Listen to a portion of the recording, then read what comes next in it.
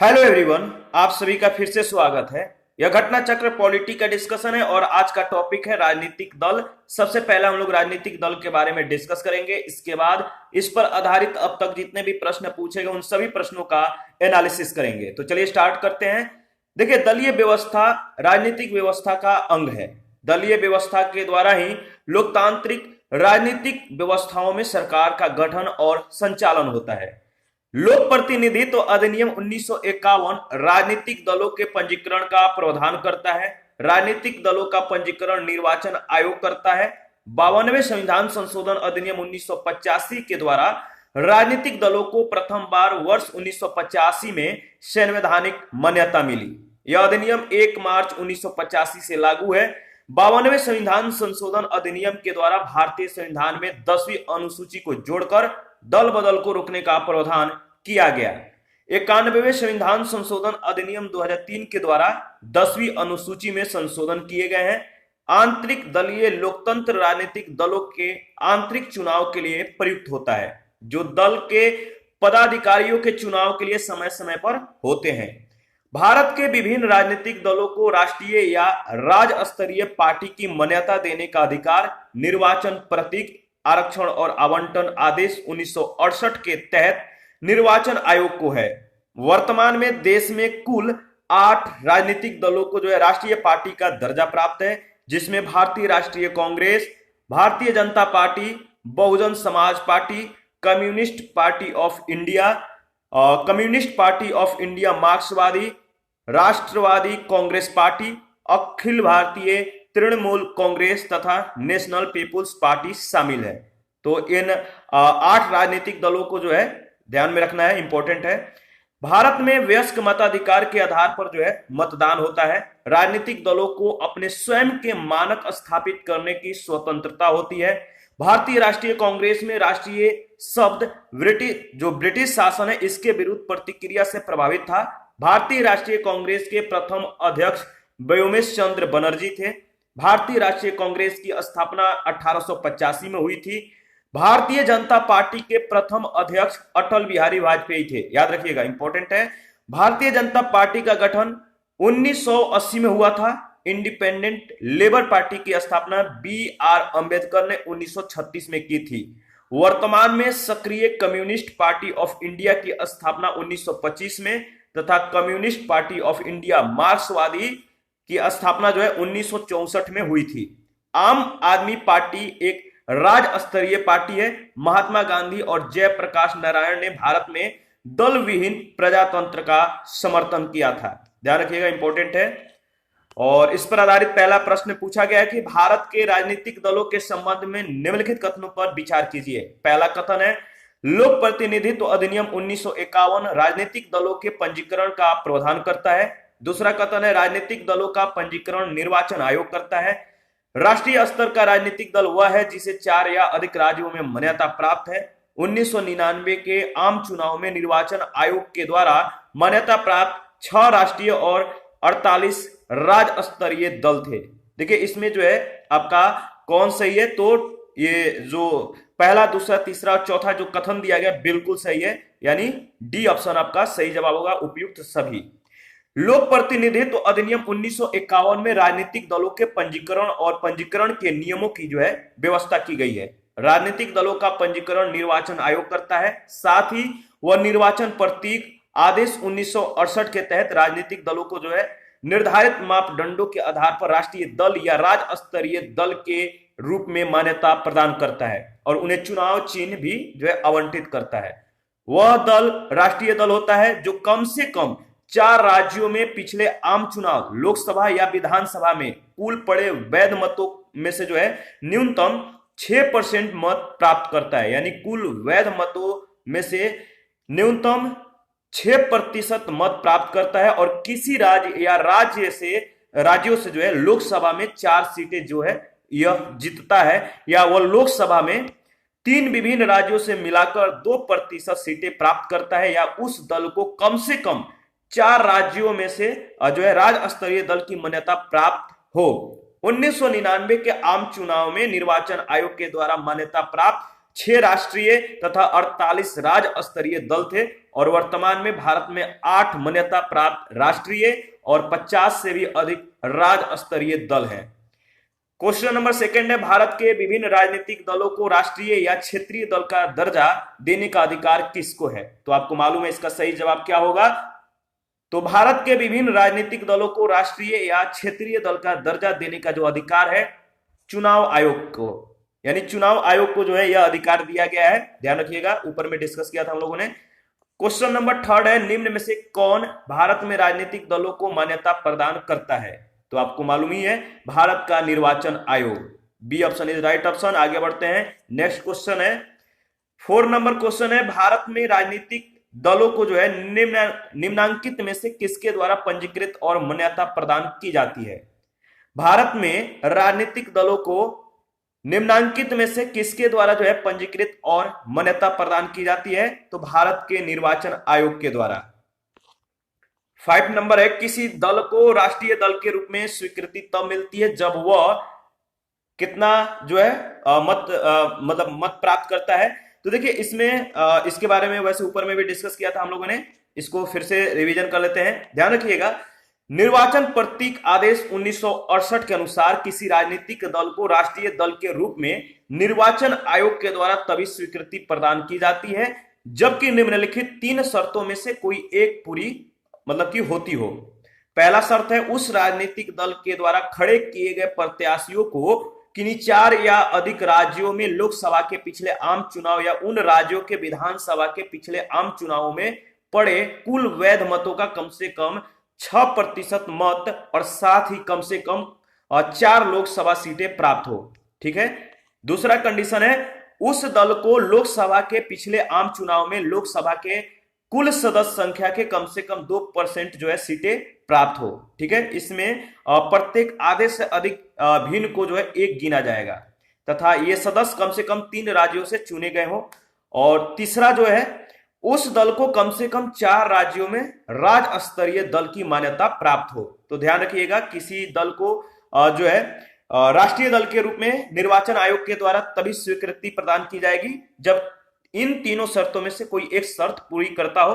तो देखिए जो ऑप्शन में दिया गया था कि जो ऑप्शन था वो सही ऑप्शन नहीं है, ध्यान रखिएगा। आगे बढ़ते हैं, 6 नंबर क्वेश्चन है, भारत में किसी दल को राष्ट्रीय दल बनने के लिए पूर्व चुनाव में कम से कम कितना प्रतिशत वोट प्राप्त होना चाहिए? तो आपको मालूम ही है, भारत में किसी दल को राष्ट्रीय दल बनने के लिए पूर्व चुनाव में कम से कम कितना प्रतिशत वोट प्राप्त होना चाहिए? सही जवाब बताइए। देखिए इसमें जो दिया गया है आपका ई ऑप्शन सही होगा। कैसे?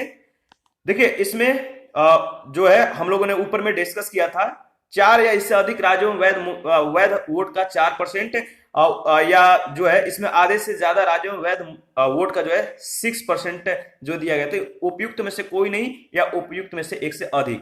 तो ऊपर में हम लोगों ने जो कंडीशन डिस्कस किया है उसी के संदर्भ में जो है इसको ध्यान में रखना है। 7 नंबर क्वेश्चन है, भारत में कोई भी राजनीतिक दल जो है राष्ट्रीय दल के रूप में मान्यता प्राप्त कर सकता है यदि वह राज्य स्तर का दल है। कम से कम कितने राज्यों में? तो 4 राज्यों में। ध्यान रखिएगा, बी ऑप्शन आपका बिल्कुल सही है। क्वेश्चन नंबर 8 है, किसी राजनीतिक दल को क्षेत्रीय दल के रूप में मान्यता दी जाती है यदि, बताइए किसी राजनीतिक दल को क्षेत्रीय दल के रूप में मान्यता कब दी जाती है? इसका सही जवाब है यदि वह राज्य वह राज्य में, वह दल जो है वह राज्य में या तो लोकसभा अथवा विधानसभा चुनाव में क्या 8% वोट जो है प्राप्त करता है। तो सी ऑप्शन आपका बिल्कुल सही है। देखिए किसी राजनीतिक दल को क्षेत्रीय दल के रूप में मान्यता देने के लिए कुछ कंडीशन दिए गए, इसके बारे में हम लोग डिस्कस करेंगे। निर्वाचन प्रतीक आदेश 1968 के अनुसार किसी राजनीतिक दल को राज्य स्तरीय दल की मान्यता प्राप्त करने के लिए यह आवश्यक है कि उसे उस राज्य विशेष में हुए विधानसभा के पिछले आम चुनाव में पड़े कुल वैध मतों में से न्यूनतम 6% मत एवं न्यूनतम 2 सीटें प्राप्त हो, या लोकसभा के पिछले आम चुनाव में पड़े कुल वैध मतों में से न्यूनतम 6% मत या उस राज्य से न्यूनतम 1 लोकसभा की सीटें प्राप्त हो। ध्यान रखिएगा, या यह भी कंडीशन हो सकता है कि विधानसभा के पिछले आम चुनाव में जो है राज्य विधानसभा की न्यूनतम 3% सीट अथवा न्यूनतम 3 सीटों में से जो ज्यादा हो प्राप्त हो, या लोकसभा के पिछले आम चुनाव में उस राज्य से प्रत्येक 25 सदस्यों में से कम एक सदस्य अथवा राज्य के लिए तदनुरूप निर्धारित संख्या का जो है हिस्सा प्राप्त हो, या लोकसभा अथवा विधानसभा के पिछले आम चुनावों में राज्य में पड़े कुल वैध मतों में से न्यूनतम 8% मत प्राप्त हो। इनमें से कोई एक कंडीशन कोई भी दल अगर फुलफिल करता है तो क्षेत्रीय दल के रूप में उसे मान्यता दी जा सकती है। ध्यान रखिएगा। क्वेश्चन नंबर 9 है, किसी पार्टी को एक राज्य पार्टी के रूप में मान्यता तभी मिल सकती है जब वह क्या करेगा, जब वह संबंधित राज्य के किसी आम विधानसभा चुनाव में पड़े कुल वैध मतों का 6% मत जो है प्राप्त कर पाई हो। और दूसरा जो है इसमें दिया गया कि वह संबंधित राज्य के किसी आम विधानसभा चुनाव में 2 सीटें जीत पाई हो। तो देखिए इसमें जो है पहला दूसरा कंडीशन आपका बिल्कुल सही है, तो C option is right option. Bharatiya Rashtriya Congress में राष्ट्रीय शब्द जो है प्रभावित था, बताइए। तो जो राष्ट्रीय शब्द प्रभावित था ब्रिटिश शासन के विरुद्ध प्रतिक्रिया से। ध्यान रखिएगा। क्वेश्चन नंबर 11 है, निम्नलिखित में से 1999 में किसके विघटन से राष्ट्रीयतावादी कांग्रेस पार्टी का गठन हुआ? निम्नलिखित में से 1999 में किसके विघटन से जो है राष्ट्रीयतावादी कांग्रेस पार्टी का गठन हुआ? सही जवाब है कांग्रेस पार्टी। 1999 में कांग्रेस पार्टी से शरद पवार, पीए संगमा तथा तारिक अनवर ने सोनिया गांधी के विदेशी मूल के होने के कारण अलग होकर राष्ट्रीयतावादी कांग्रेस पार्टी का गठन किया था और इसके वर्तमान अध्यक्ष शरद पवार हैं। ध्यान रखिएगा, इंपॉर्टेंट है। 12 नंबर क्वेश्चन है, निम्नलिखित में से कौन से राजनीतिक दल जो है राष्ट्रीय राजनीतिक दल है? कौन से जो ऑप्शन में दिए गए हैं इसको देखकर बताइए कि कौन से दल राजनीतिक दल जो है राष्ट्रीय राजनीतिक दल हैं। तो इसके बारे में हम लोगों ने डिस्कस किया है। देखिए इनमें से कोई नहीं, 8 जो है मतलब कि राजनीतिक दल जो है इनको ध्यान में रखना है। देखिए राजनीतिक दलों को जो है 8 राजनीतिक दलों को राष्ट्रीय राजनीतिक दल के रूप में मान्यता प्राप्त है। कौन कौन से हैं? तो भारतीय जनता पार्टी है, भारतीय Rashtriya Congress, Bahujan Samaj party, communist party of India जिसे सीपीआई कहते हैं, कम्युनिस्ट पार्टी ऑफ इंडिया मार्क्सवादी, राष्ट्रीय कांग्रेस पार्टी, अखिल भारतीय तृणमूल कांग्रेस तथा नेशनल पीपुल्स पार्टी। इसको याद रखिएगा।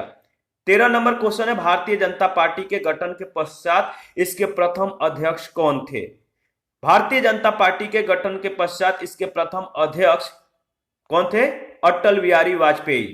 भारतीय जनता पार्टी के गठन के पश्चात इसके प्रथम अध्यक्ष अटल बिहारी वाजपेयी को चुना गया और इस पार्टी का गठन 6 अप्रैल 1980 को हुआ था और इसके वर्तमान अध्यक्ष जेपी नड्डा है।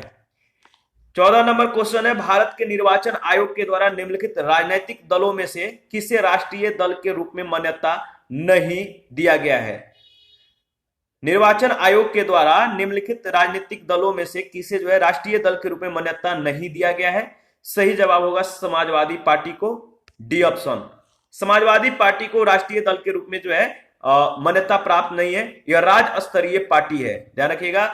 और इस दल की स्थापना मुलायम सिंह यादव ने किया।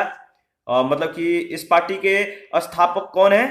तो मुलायम सिंह यादव। वर्तमान में अखिलेश सिंह यादव इस दल के जो है राष्ट्रीय अध्यक्ष हैं।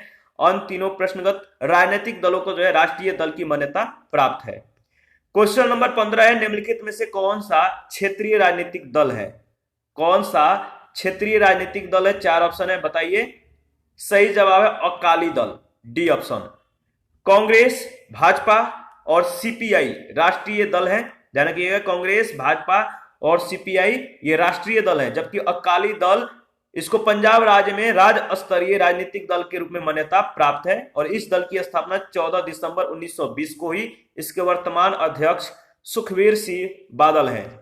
16 नंबर क्वेश्चन है, निम्नलिखित में से कौन एक दल राष्ट्रीय राजनीतिक दल नहीं है? निम्नलिखित में से कौन सा एक दल राष्ट्रीय राजनीतिक दल नहीं है? इसका सही जवाब होगा तेलुगु देशम, सी ऑप्शन। देखिए तेलुगु देशम को आंध्र प्रदेश में राज्य स्तरीय राजनीतिक दल के रूप में मान्यता प्राप्त है। यह राष्ट्रीय राजनीतिक दल नहीं है। इसकी स्थापना मार्च 1982 में एनटी रामाराव ने की थी। इसके वर्तमान अध्यक्ष एन चंद्रबाबू नायडू हैं। ठीक है। अन्य जो तीनों प्रश्नगत दल हैं राष्ट्रीय राजनीतिक दल हैं। ध्यान रखिएगा। आगे बढ़ते हैं। नेक्स्ट क्वेश्चन है, क्वेश्चन नंबर 17 है, आम आदमी पार्टी है। आम आदमी किस प्रकार की पार्टी है? तो देखिए आम आदमी पार्टी एक पंजीकृत राज्य स्तरीय पार्टी है। इसे दिल्ली और पंजाब में राज्य स्तरीय दल का दर्जा प्राप्त है। क्योंकि सभी राजनीतिक पार्टियों का जो है पंजीकरण होता है, अतः यह पंजीकृत पार्टी भी है। तो ई आपका सही जवाब होगा, E option. Independent Labour party का संस्थापक कौन था? इंडिपेंडेंट लेबर पार्टी का संस्थापक कौन था? तो B R Ambedkar. Independent Labour Party की स्थापना डॉक्टर बी आर अंबेडकर के द्वारा 1936 में की गई थी। क्वेश्चन नंबर 19, निम्नलिखित में से किन दलों की स्थापना डॉक्टर भीमराव अंबेडकर ने की थी? बताइए किन दलों की स्थापना डॉक्टर भीमराव अंबेडकर ने की थी? इसका सही जवाब होगा all India scheduled caste federation और इंडिपेंडेंट लेबर पार्टी, यानी दूसरा और तीसरा आपका बी ऑप्शन में दिया गया है। तो बी ऑप्शन आपका बिल्कुल सही है। डॉक्टर भीमराव अंबेडकर ने जो है समता सैनिक दल, इंडिपेंडेंट लेबर पार्टी और शेड्यूल्ड कास्ट फेडरेशन की स्थापना की थी। Peasants and workers party of India की स्थापना महाराष्ट्र में 1947 में की गई थी। यह एक मार्क्सवादी राजनीतिक पार्टी थी। जबकि वर्कर्स एंड जो है पीजेंट्स पार्टी की स्थापना बंगाल में 1 नवंबर 1925 को की गई। काजी नजरुल इस्लाम, हेमंत सरकार, कुतुबुद्दीन अहमद और शमसुद्दीन हुसैन इसके संस्थापक सदस्य थे। इस पार्टी ने 1925 से 1929 के दौरान भारतीय राष्ट्रीय कांग्रेस के अंतर्गत कार्य किया। ध्यान रखिएगा, 20 नंबर क्वेश्चन है, आपको जो है सूची 1 सूची 2 के साथ जो है मिलान करना है। तो देखिए इसका सही ए ऑप्शन होगा सीपीआई। इसका गठन वर्ष जो है 1925 है, ठीक है। सीपीएम 1964, एआईएडीएमके 1972 और तेलुगु देशम का गठन जो है किस वर्ष हुआ? तो 1982 में। देखिए एमएन राय, अवनी मुखर्जी आदि ने 1920 में ताशकंद में कम्युनिस्ट पार्टी ऑफ इंडिया की स्थापना की थी। जबकि भारत में कम्युनिस्ट पार्टी ऑफ इंडिया जो कि वर्तमान में सीपीआई है, इसकी स्थापना 1925 में कानपुर में जो है हुई। साम्यवादी नेताओं के सम्मेलन में सिंगारवेलू चेटियार, एस.वी. घाटे, ध्यान रखिएगा एस.वी. घाटे, मुजफ्फर अहमद आदि के नेतृत्व में हुई थी। और इस प्रकार वर्तमान में भारत में राजनीतिक रूप से सक्रिय सीपीआई, जिसे राष्ट्रीय राजनीतिक दल का दर्जा प्राप्त है, इसका स्थापना 1925 में हुआ। और इस तरह से जो है आपका जो प्रश्नगत वर्षों के संदर्भ में जो विकल्प ए है, इस प्रश्न का उत्तर माना जा सकता है। 21 नंबर क्वेश्चन है, भारतीय साम्यवादी दल का विभाजन 2 दलों सीपीआई और सीपीआईएम में जो है किस वर्ष में हुआ था? तो साम्यवादी दल का विभाजन 2 दल सीपीआई और सीपीआईएम में जो विभाजन हुआ था किस वर्ष हुआ था? तो 1964 में। ध्यान रखिएगा, आगे बढ़ते हैं। 22 नंबर क्वेश्चन है, निम्नलिखित में से कौन से दल संयुक्त मोर्चा का जो 1996-97 के दौरान सत्ता में था भाग नहीं थे? निम्नलिखित में से कौन से दल संयुक्त मोर्चा का जो 1996-97 के दौरान सत्ता में था भाग नहीं था? देखिए इसका सही जवाब क्या होगा? तो देखिए इसका सही जवाब होगा बहुजन समाज पार्टी, समता पार्टी और हरियाणा विकास पार्टी। तो बी ऑप्शन आपका बिल्कुल सही है। इसके बारे में देख लेते हैं। देखिए बहुजन समाज पार्टी, समता पार्टी और हरियाणा विकास पार्टी 1996-97 के दौरान संयुक्त मोर्चा सरकार के अंग नहीं थे। आगे बढ़ते हैं, नेक्स्ट क्वेश्चन है 23 नंबर, नीचे किसी राजनीतिक दल के द्वारा जो है लोकसभा के लगातार 3 निर्वाचन में प्राप्त मतों की प्रतिशत जो है दी गई है। 1984 और 1989, 1991 का जो है यहाँ पे मतों की प्रतिशत दिया गया। जो 1984 है यानी 1984 जो है वो यहाँ पे जो इस वर्ष जो है मतों की प्रतिशत 7.4 है। 1989 में 11.4 है। 1991 में जो है 22.4 है। आपको बताना है जिस दल ने मतों की उपयुक्त प्रतिशतता प्राप्त की वह कौन सा पार्टी था? इसका सही जवाब होगा Bharatiya Janata party, C option. देखिए प्रश्नगत आरोही क्रम का यह मत प्रतिशत दिए गए निर्वाचनों में भारतीय जनता पार्टी को प्राप्त मत प्रतिशतता के लगभग समकक्ष है। 24 नंबर क्वेश्चन है, नीचे कुछ राजनीतिक दल तथा 13वीं लोकसभा के निर्वाचन में जो है उनके द्वारा जीते गए स्थानों की सूची दी गई है, उनमें से कौन जो है सुमेलित नहीं है? तो टी, डीपी, टीडीपी, इसका संबंध 30 दिया गया है जो कि सही सुमेलित नहीं है। तो जीते गए स्थानों की जो सूची है टीडीपी 30 जो है सही सुमेलित नहीं है, ध्यान रखिएगा। तो यहां पर देख सकते हैं आप जो 13वीं लोकसभा है, मतलब जो 13वीं लोकसभा थी उसमें टीडीपी के पास जो है 29 सीटें थी। सीपीएम जो है 13वीं लोकसभा में जो है आपका 32 और 17वीं लोकसभा में 3। टीडीपी जो है 13वीं लोकसभा में जो है 29 और 17वीं में 3। बीएसपी 13वीं में 14 और 17वीं में 10 और बीजेडी जो है 13वीं में 10 और 17वीं में 12 जो है सीटें प्राप्त की थी।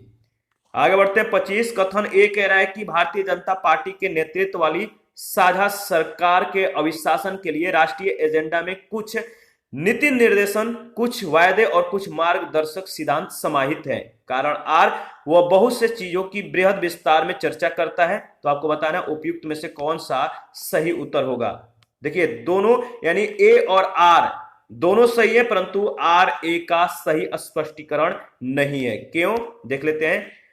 वर्तमान समय में भारत में साझा सरकारों का दौर चल रहा है। चूंकि इस प्रकार की सरकार में कई दल जो है शामिल होते हैं, इसीलिए सभी दलों की भावनाओं को ध्यान में रखकर एक साझा न्यूनतम कार्यक्रम बनाया जाता है और उसी के अनुरूप सरकार को चलाने का प्रयास किया जाता है। ध्यान रखिएगा।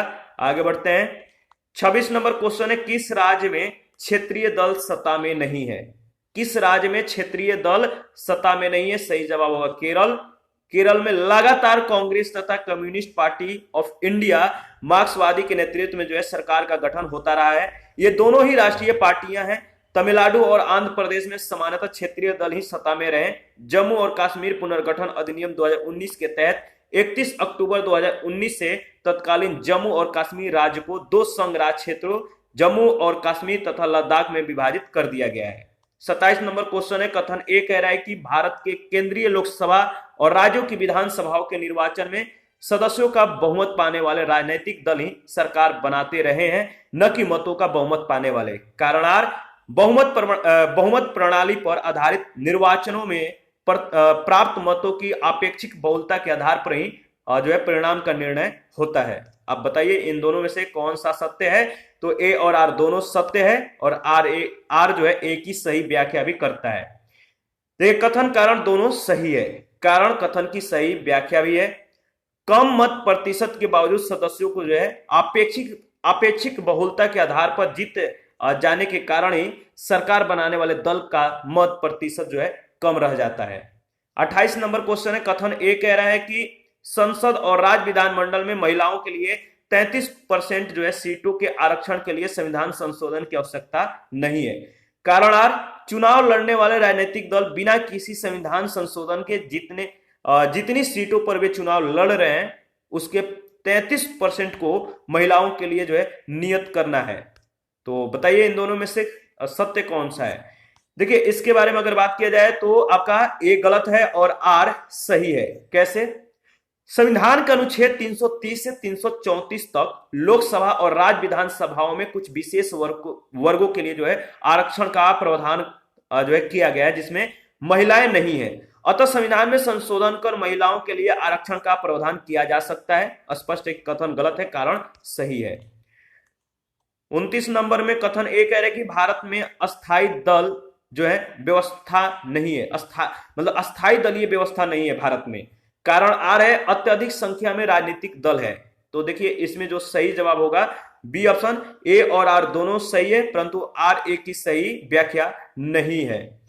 भारतीय लोकतंत्र अभी जो है संक्रमण काल से गुजर रहा है। यहां पर अभी जातिवाद और क्षेत्रीयतावाद पूरी तरह से जो है हावी है।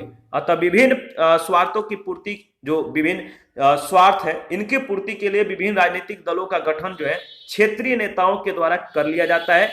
किंतु मात्र यही कारण नहीं है जिसकी वजह से भारत में अस्थायी दलीय व्यवस्था का विकास नहीं हो पाया। इसके अन्य सामाजिक आर्थिक कारण भी हैं। 30 नंबर क्वेश्चन है, निम्नलिखित में से दलीय व्यवस्था किस एक व्यापक व्यवस्था का अंग है? बताइए निम्नलिखित में से दलीय व्यवस्था किस एक व्यापक व्यवस्था का अंग है? सही जवाब होगा राजनीतिक व्यवस्था का सी ऑप्शन। दलीय व्यवस्था राजनीतिक व्यवस्था का अंग है। दलीय व्यवस्था के द्वारा ही लोकतांत्रिक राजनीतिक व्यवस्थाओं में सत्ता का गठन एवं सरकार का संचालन किया जाता है। क्वेश्चन नंबर 31 है, कथन ए कह रहे हैं कि भारत में लिखित संविधान है। कारण आर, शक्तिशाली क्षेत्रीय दलों का विकास क्षेत्रीय आकांक्षाओं का संकेतक है। देखिए इसमें जो सही है दोनों सही है, यानी आपका ए और आर दोनों सही है, परंतु आर ए का सही स्पष्टीकरण नहीं है। आगे बढ़ते हैं। अच्छा, इसके बारे में देख लेते हैं। देखिए भारत का संविधान जो है एक लिखित संविधान है, इसलिए जो कथन ए है सही है। इसके अलावा क्षेत्रीय आकांक्षाओं के पूर्ति के लिए जो है शक्तिशाली क्षेत्रीय दलों का विकास होता है। ये क्षेत्रीय दल उस क्षेत्र विशेष के समस्याओं के समाधान और सुविधाओं की वृद्धि की बात करते हैं, जिससे उस क्षेत्र के जनमत का झुकाव जो है उनकी तरफ हो जाती है। 32 नंबर क्वेश्चन है, निम्नलिखित में से किसे एक दबाव समूह जो है माना जा सकता है। निम्नलिखित में से किसे एक दबाव समूह माना जा सकता है या माना जा सकता है का मतलब है कि जो है प्रेशर ग्रुप के रूप में उसे माना जा सकता है, तो वो है आपका मजदूर संघ के सदस्य। ध्यान रखिएगा, जो मजदूर संघ के सदस्य हैं इनको दबाव समूह माना जा सकता है। जब कोई संगठन अपने सदस्यों के हितों के पूर्ति के लिए राजनीतिक सत्ता को जो है प्रभावित करता है और हितों की पूर्ति के लिए दबाव बनाता है, तो उसे संगठन को जो है दबाव समूह यानी प्रेशर ग्रुप कहते हैं। और इसे हित समूह या अनौपचारिक संगठन आदि भी जो है हम लोग कहते हैं। इसमें जो देखिए, इसमें मजदूर संघ, किसान संगठन, महिला संगठन, व्यापारी संगठन, विद्यार्थी संगठन आदि को जो है शामिल किया जा सकता है। 33 नंबर क्वेश्चन है, आंतरिक दलीय लोकतंत्र का उपयोग होता है। आंतरिक दलीय लोकतंत्र का उपयोग होता है दल का आंतरिक चुनाव जो दल के पदाधिकारियों के चयन के लिए समय समय पर हो। तो सी ऑप्शन आपका बिल्कुल सही है। आंतरिक दलीय लोकतंत्र राजनीतिक दलों के आंतरिक चुनाव के लिए प्रयुक्त होता है जो दल के पदाधिकारियों के चयन के लिए समय समय पर हो। 34 नंबर क्वेश्चन है, निम्नलिखित में से किस विद्वान ने स्वतंत्रता के प्रारंभिक वर्षों की भारत के दलीय व्यवस्था का एक दलीय प्रभुत्व वाली व्यवस्था के रूप में वर्णन किया है। A option Myron Weiner, B option है रजनी कोठारी, सी ऑप्शन है ऑस्टिन और डी ऑप्शन है भिखू पारेख। तो देखिए रजनी कोठारी इसका सही जवाब होगा। रजनी कोठारी ने स्वतंत्रता के प्रारंभिक वर्षों की भारत के दलीय व्यवस्था को एक दलीय प्रभुत्व वाली व्यवस्था के रूप में वर्णन किया है। रजनी कोठारी प्रसिद्ध शिक्षाविद, लेखक और राजनीतिक सिद्धांतकार थे। इन्होंने CSDS विकासशील समाज अध्ययन पीठ और लोकायन संस्था की स्थापना की थी, याद रखिएगा। 35 नंबर क्वेश्चन है, दल बदल निरोध अधिनियम जिस तिथि को जो है अधिनियमित हुआ वह कौन सी तिथि थी? बताइए, दल बदल निरोधक अधिनियम जिस तिथि को यानी जिस डेट को अधिनियमित हुआ वह कौन सा डेट था? सही जवाब है 15 फरवरी 1985। दल बदल निरोधक अधिनियम 52वां संविधान संशोधन अधिनियम के लिए जो है विधेयक लोकसभा के द्वारा 30 जनवरी 1985 और राज्यसभा के द्वारा जो है 31 जनवरी 1985 को पारित हुआ तथा 15 फरवरी 1985 को राष्ट्रपति की स्वीकृति मिलने के साथ यह अधिनियमित हुआ था। यह अधिनियम 1 मार्च 1985 से लागू है। इसके द्वारा संविधान के अनुच्छेद 101, 102, 190 और 191 में संशोधन करके संविधान में 10वीं अनुसूची को जोड़कर दल बदल को रोकने का प्रावधान किया गया है। आगे बढ़ते हैं। 36 नंबर है, निम्नलिखित में से कौन एक दल बदल कानून निरोध में आच्छादित नहीं है? कौन एक दल बदल कानून निरोध में आच्छादित नहीं है? सही जवाब होगा किसी दल में विभिन्न चरणों में बड़े पैमाने पर दल बदल। तो बी ऑप्शन आपका बिल्कुल सही है। भारतीय संविधान में 52वें संविधान संशोधन अधिनियम 1985 के द्वारा 10वीं अनुसूची के तहत दल बदल के आधार पर निरहरता संबंधी उपबंध किए गए हैं। इसमें किसी दल में एक साथ पूर्ण जो है दल बदल, एक साथ लघु दल बदल एवं दल के प्राधिकृत व्यक्ति के निर्देश के विरुद्ध मतदान करने संबंधी प्रावधान है। इसके तहत भारत में प्रथम बार राजनीतिक दलों को संवैधानिक मान्यता प्रदान की गई। इस कानून के तहत किसी दल में विभिन्न चरणों में बड़े पैमाने पर दल बदल की परिस्थिति का उल्लेख नहीं है। 37 नंबर क्वेश्चन है, राजनीतिक दलों को संवैधानिक मान्यता प्रथम बार कब मिली? राजनीतिक दलों को संवैधानिक मान्यता प्रथम बार कब मिली? इसका सही जवाब होगा सी ऑप्शन 1985 में। ध्यान रखिएगा, राजनीतिक दलों को संवैधानिक मान्यता सबसे पहले यानी प्रथम बार जो है 1985 में मिली। तो सी ऑप्शन आपका राइट ऑप्शन है।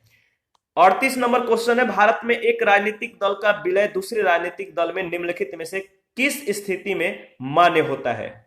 भारत में एक राजनीतिक दल का विलय दूसरे राजनीतिक दल में निम्नलिखित में से किस स्थिति में मान्य होता है? इसका सही जवाब बताइए। 4 ऑप्शन है। देखिए, इसका सही जवाब है सी ऑप्शन, जब विधान दल के कम से कम 2/3 सदस्य ऐसे विलय के लिए सहमत हो गए हो तो मान्यता जो है मान्य होता है इस स्थिति में। तो स्थिति याद रखिएगा, जब विधान दल के कम से कम 2/3 सदस्य ऐसे विलय के लिए सहमत हो गए हो तो। 52वें संविधान संशोधन अधिनियम से संविधान में जोड़ी गई 10वीं अनुसूची के पैरा 4 के उप पैरा 2 के प्रावधान के अनुसार अगर बात किया जाए तो भारत में एक राजनीतिक दल का विलय दूसरे राजनीतिक दल में मान्य तब होगा जब उसके विधान दल के कम से कम 2/3 सदस्य ऐसे विलय के लिए सहमत हो गए हो। 39 नंबर है, निम्नलिखित में से दल बदल विरोधी विधेयक के संबंध में क्या सत्य नहीं है? दल बदल विरोधी विधेयक के संबंध में जो सत्य नहीं है आपको बताना है। तो देखिए, इसमें जो डी ऑप्शन है, लोकसभा के सभापति को अनर्ह नहीं ठहराया जाएगा यदि वह बाद में किसी अन्य राजनीतिक दल का सदस्य बन जाता है। तो डी ऑप्शन आपका राइट ऑप्शन है। देखिए, 10वीं अनुसूची में सम्मिलित दल बदल विरोधी कानून के प्रावधानों के तहत पैरा 5 के अनुसार अगर बात करें तो लोकसभा का उपाध्यक्ष या राज्यसभा का उपसभापति अथवा राज्य विधानमंडल के किसी सदन का अध्यक्ष या उपाध्यक्ष निर्वाचन से ठीक पहले जिस राजनीतिक दल का सदस्य होता है वह यदि अपनी सदस्यता स्वेच्छा से छोड़ देता है और उसके बाद जब तक पद धारण किए रहता है तब तक उस राजनीतिक दल में पुनः सम्मिलित नहीं होता या किसी दूसरे राजनीतिक दल का सदस्य नहीं बनता है अथवा ऐसे पद पर न रह जाने के पश्चात वह अपने मूल राजनीतिक दल में पुनः सम्मिलित हो जाता है तो उसे अनर्ह नहीं ठहराया जाएगा। परंतु यदि वह किसी अन्य राजनीतिक दल का सदस्य बन जाता है तो उसे अनर्ह कि ठहराया जा सकता है। तो डी सत्य नहीं है। आगे बढ़ते हैं, नेक्स्ट क्वेश्चन है 40 नंबर है, राज्य की विधायिका या संसद का एक सदस्य निर्वाचन के बाद भारतवर्ष में दल बदल के आधार पर होने वाली निर्भरता का अपवाद निम्नलिखित में से किस स्थिति में माना जाता है? ध्यान रखिएगा, फिर से रिपीट कर देता हूं। क्वेश्चन है कि राज्य की विधायिका या संसद का एक सदस्य निर्वाचन के बाद भारतवर्ष में दल बदल के आधार पर होने वाली निर्भरता का अपवाद निम्नलिखित में से किस स्थिति में माना जाता है? इसका सही जवाब होगा सी ऑप्शन, उपयुक्त में से दोनों में। यानी यदि राज्य की विधायिका या संसद के किसी सदन का अध्यक्ष या उपाध्यक्ष निर्वाचित हो जाने पर वह स्वेच्छा से मूल राजनीतिक दल की सदस्यता छोड़ देता है, और दूसरा है यदि ऐसे पद पर न रह जाने के पश्चात वह राजनीतिक दल में पुनः सम्मिलित हो जाता है। तो याद रखिएगा, ये दोनों कंडीशन इस प्रश्न के संदर्भ में जो है आपका सी ऑप्शन सही होगा। ऊपर में हम लोगों ने इसके बारे में डिस्कस किया था। तो जो सत्य है आपका कि जो स्थिति है वो दोनों स्थिति सत्य है, उपयुक्त में से दोनों। 41 है, दल परिवर्तन विरोधी को किस राज्य में 1979 में ही अधिनियमित कर दिया गया था? दल परिवर्तन विरोधी विधि को किस राज्य में 1979 में ही अधिनियमित कर दिया गया था? इसका सही जवाब होगा जम्मू एवं कश्मीर। तत्कालीन जम्मू एवं कश्मीर राज्य में सितंबर 1979 में दल बदल को रोकने के लिए एक विधि को अधिनियमित किया गया था। इस कानून के अनुसार यदि विधानसभा या विधान परिषद का कोई सदस्य अपने पार्टी को जिससे टिकट पर वह निर्वाचित जो विधानसभा या विधान परिषद का जो कोई सदस्य है यदि अपने पार्टी को यानी जिसके टिकट पर वह निर्वाचित हुआ छोड़ता है तो विधानसभा या विधान परिषद का सदस्य नहीं रहेगा। इस कानून के अनुसार यदि कोई सदस्य किसी विषय पर पार्टी के द्वारा दिए गए निर्देश या व्हिप के विरुद्ध सदन में मत देता है या पार्टी के आदेश का उल्लंघन करता है या बिना पूर्व स्वीकृति के जो है वो अनुपस्थित रहता है तो उसकी सदस्यता समाप्त हो जाएगी। 42 है, नीचे दिए हुए सारणी पर ध्यान दीजिए जिसमें दिसंबर 1994 में कर्नाटक राज्य विधानसभा के लिए निर्वाचन के परिणामों के कुछ विवरण प्रस्तुत हैं। तो देख लीजिए, राजनीतिक दल है, पहला है जनता दल, जनता से प्राप्त मतों का प्रतिशत जो है 36 है और प्राप्त सीटों की संख्या 116 है। कांग्रेस, जनता से प्राप्त मतों का प्रतिशत 31 है और प्राप्त सीटों की संख्या 35 है। भारतीय जनता पार्टी, और इसका जो प्रतिशत दिया गया है जनता से प्राप्त मतों का वह 20.4% और प्राप्त सीटों की संख्या जो है वह है 40। क्वेश्चन है कि मतदान विश्लेषण के लिए मतदाता सीट की अनुपातहीनता को समझने के लिए किस पद्धति के अपनाने को जो है इस कारण माना जाएगा। इसका सही जवाब बताइए। ऑप्शन ए है हेयर पद्धति, ऑप्शन बी है संचयी मतदान पद्धति और सी है first past the post system और डी है बहुल मतदान पद्धति, बहुल मतदान पद्धति। तो देखिए सी ऑप्शन इसके संदर्भ में सही होगा, first past the post system. देखिए first past the post system वह पद्धति जिसमें सर्वाधिक प्राप्त मतों के आधार पर निर्वाचित माना जाता है, अर्थात कुल वैध मतों के प्रतिशत मत का महत्व नहीं होता, उसे first past the post system कहते हैं। भारत में राज्य विधानसभा और लोकसभा के निर्वाचन में यही पद्धति प्रचलित है। 43 है लोकसभा के अध्यक्ष के द्वारा आधिकारिक तौर पर एक राजनीतिक दल अथवा राजनीतिक दलों के गठबंधन को विपक्ष की मान्यता देने के लिए कम से कम होनी चाहिए। बताइए कितने सदस्य होने चाहिए।